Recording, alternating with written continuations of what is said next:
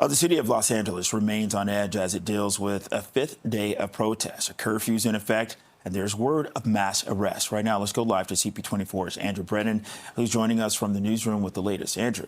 Bakari, last update coming from the LAPD is saying that over 20 people were arrested overnight during the hours of the curfew from 8 p.m. to 6 a.m. local time. But less skirmishes, less violence being seen between police and the members of the National Guard that have been seen in the city. There's over 4,000 of them, and demonstrators in the street. We have heard as well with the mayor of Los Angeles saying that looting taking place and almost 24 businesses being affected there.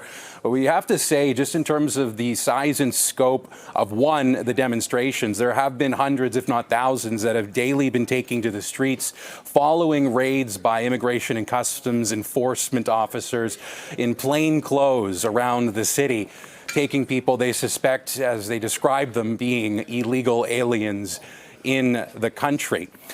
Now, with that in mind, however, the question is how long will this go on? We heard earlier today from Major General Scott Sherman, who is overseeing Task Force 51, which is about 70 miles or 110 kilometers outside of the Los Angeles city limits, and overseeing the deployment of the National Guard and the 700 Marines that are now there.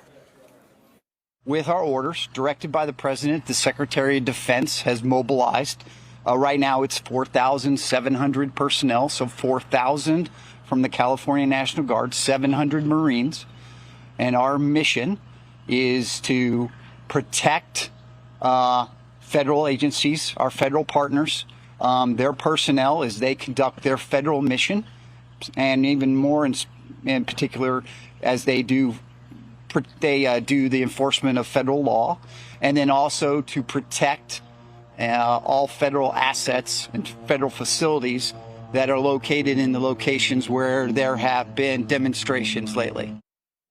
Now, just looking at some of what Major General Sherman did say there, he talks about how the National Guard and the Marines set to descend on Los Angeles in the coming hours and days, their job is to protect federal government assets and property. That would include, however, ICE personnel. It remains to be seen, though, if that would actually defy the U.S. Constitution and whether or not the president, Donald Trump, has said he would invoke the Insurrection Act to allow for what he wants to take place in the streets, clearing them to happen.